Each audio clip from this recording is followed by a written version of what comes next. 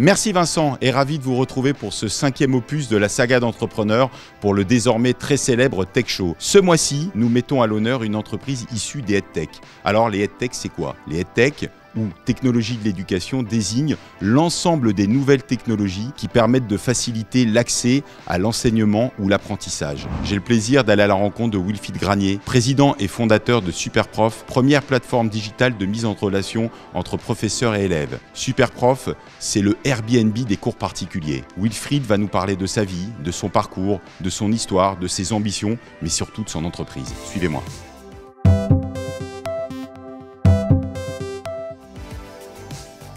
Bonjour Wilfried. Bonjour Stéphane, bienvenue chez Superprof. Merci de nous recevoir dans ton magnifique siège social. Eh ben écoute, merci de venir nous voir en tout cas. Je te propose, c'est une interview basée sous le signe de la bonne humeur. Eh ben avec grand plaisir. On va débuter cette interview par un peu de toi. Tu vas nous parler de ta vie, ton parcours, ton histoire.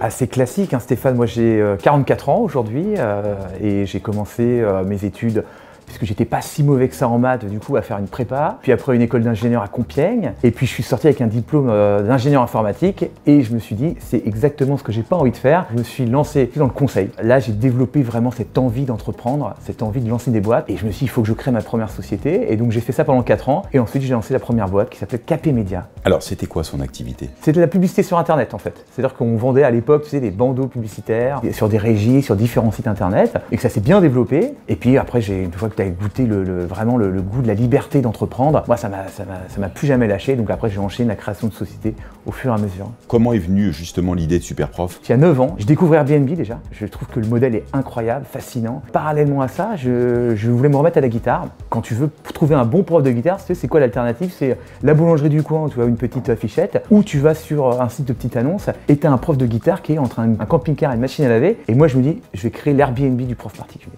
avec un moteur de recherche qui va permettre vraiment aux élèves de trouver le professeur parfait. Il me fallait un nom et une fulgurance un matin, Superprof. Je me lève, je fonce à mon ordi pour voir si le nom de domaine est pris. Malheureusement, superprof.com est pris. Donc, écoute, je négocie, je commence à négocier avec un Coréen qui avait cybersquatté le nom et il me propose de l'acheter 25 000 $. Donc, j'ai pas ce budget. Donc, est-ce que je continue à garder ce nom? Est-ce que je trouve un autre nom? Et vraiment, Superprof, j'adorais parce qu'il y a le côté super qui est vraiment totalement international et le côté qui met vachement en valeur les profs. Donc moi ce que je propose c'est des super profs et donc je négocie âprement et je finis par trouver un deal et le projet Superprof se lance. De ce que je comprends, tu as procédé par acquisition, croissance organique et absolument, acquisition. Exactement. Est-ce que tu peux nous expliquer un petit peu les grandes étapes, les concurrents que tu as rachetés, comment tu les as contactés, pourquoi? Alors en fait, Superprof, tout de suite, c'est effectivement, tu as compris un algorithme qui va bien trier les professeurs, mais évidemment, il me faut de la donnée. Pour avoir de la donnée, de la data, tu peux en acheter sur Google, avec le référencement naturel, mais tu peux aussi aller faire des acquisitions de boîtes externes, des belles endormies de sites internet qui ont pas mal d'annonces, et donc Superprof, c'est né comme ça. C'est-à-dire que dès le début, avant le lancement même, j'ai racheté 2 petites boîtes, 2 petites endormies pour nourrir le moteur, et puis le moteur, du coup, il triait les annonces, il mesurait la performance des professeurs, le taux de réponse, le taux d'engagement, les recommandations. Évidemment, quand j'ai lancé Superprof, cette idée de mettre en relation les profs et les élèves avait déjà été faite, et il y avait un leader du cours particulier qui s'appelait Cherche Cours, et donc j'y suis allé la fleur au fusil pour essayer de le racheter, et en fait, c'est devenu mon meilleur ami, mon associé, avec qui, effectivement, on a fusionné les 2 boîtes, on a gardé l'algorithme de Superprof qui était un super algorithme de tri, et on a gardé le nom de la marque, et on a pris toutes ces données, on les a incorporées, et là Superprof a vraiment explosé. D'accord, tu peux nous donner le nombre d'acquisitions que tu as réalisé en 9 ans? En 9 ans, écoute, on a fini avec TutorFair, une boîte anglaise, c'est notre 16e acquisition, voilà, et donc on a racheté des boîtes au Brésil, en Italie, on a racheté 4 boîtes en Espagne, on rachète à peu près tout ce qui bouge. Alors aujourd'hui, Superprof, c'est quoi les principaux KPIs?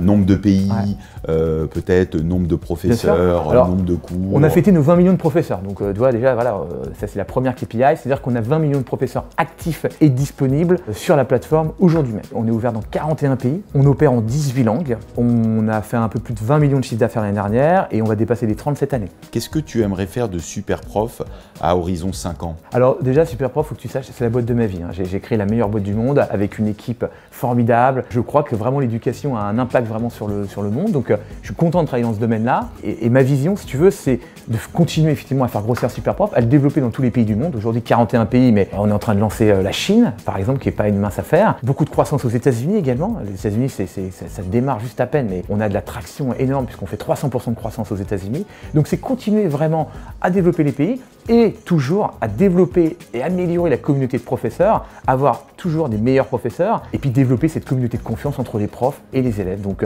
des super élèves, des super professeurs qui apprennent avec un moteur de recherche intelligent qui te permet vraiment de faire rencontrer ton prof parfait et de créer vraiment cette alchimie entre le prof et l'élève qui va te permettre de te dépasser.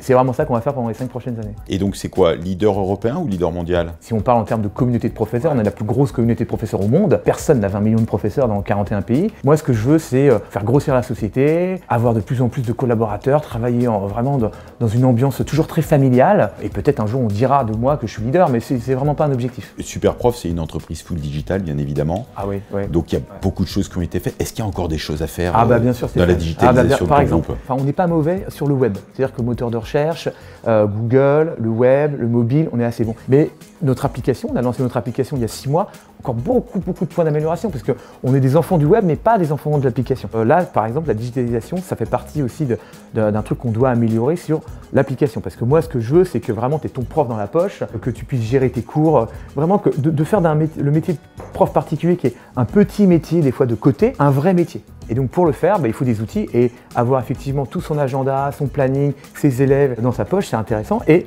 ça, tu vois, on a besoin de travailler la digitalisation de notre application. Et puis même les process dans la boîte, c'est-à-dire qu'on a encore aujourd'hui pas mal de papier, tu vois, des fois. Donc moi, j'aimerais évidemment qu'on soit une entreprise full digitale, même en interne chez Superprof. En tout cas, merci Wilfried pour ton accueil, merci pour cette formidable interview, pour ta franchise.